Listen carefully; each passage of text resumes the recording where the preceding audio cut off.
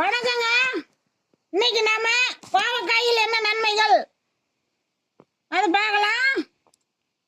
இது நம்ம வேலிகள்ல நிறைய இருக்குங்க.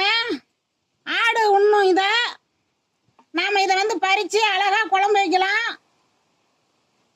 இதுல சத்துக்கள் கொழுப்பு சத்து குறைக்கும், இரும்பு சத்து அதிகமா இருக்குது. சர்க்கரை வியாதிக்காரங்களுக்கு ரொம்ப அருமையானதுங்க. இது எப்படி குழம்பு வைக்கலான்னு பார்க்கலாம்.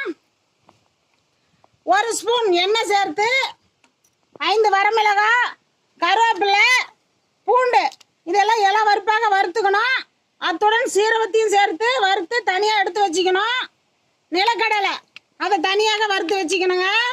வறுத்து வச்சுட்டு பொடி பொடியாக நறுக்கிற கோவக்காய், நறுக்கி வச்ச கோவக்காய்க்கு 2 ஸ்பூன் எண்ணெய் சேர்த்து நல்லா வதக்கிக்கணுங்க.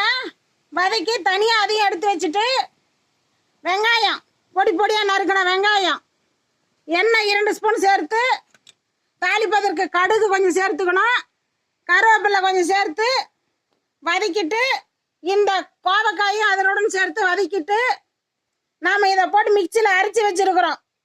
இதையும் சேர்த்து இந்த நிலக்கடலையும் சேர்த்து அரைச்சி நம்ம அந்த கோவக்காயிலையும் சேர்த்துக்கணுங்க. தக்காளியும் வதக்கும் போது தக்காளியும் சேர்த்துக்குங்க. வதக்கி நல்லா கொதிக்க விடுங்க. கொதிக்க விட்டுட்டு புளி கரைச்சி இவ்வளோ ஊற்றிக்குங்க. சூப்பராக இருக்கும். நம்ம சப்பாத்திக்கு சாப்பிட்லாம், தோசைக்கும் சாப்பிட்லாம். அதனோட உப்பு சேர்த்துக்குங்க. இறக்கும் போது மல்லித்தலை சேர்த்துக்குங்க. மல்லித்தலை பொடி பொடியாக நறுக்கி சேர்த்துங்க. ரொம்ப சுவையாக இருக்கும். குழந்தைங்கெல்லாம் விரும்பி சாப்பிடுவாங்க. இதை நாம் பொரியலாகவும் பண்ணிக்கலாம். பொரியலை பொடி பொடியாக அரிஞ்சு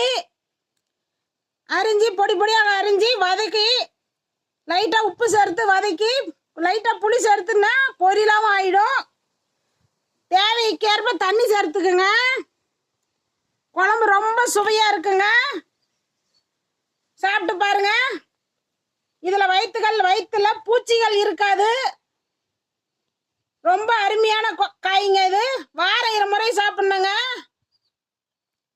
மேலும் விவரங்களுக்கு ஈஸ்வரியின் நாளொரு மூலிகை சேனலை ஃபாலோ பண்ணுங்க. நாங்கள் நிறைய வீடியோஸ் போட போகிறோம். உங்களுக்கு உடனே வந்து சேருங்க. இந்த நாள் இனிய நாள்.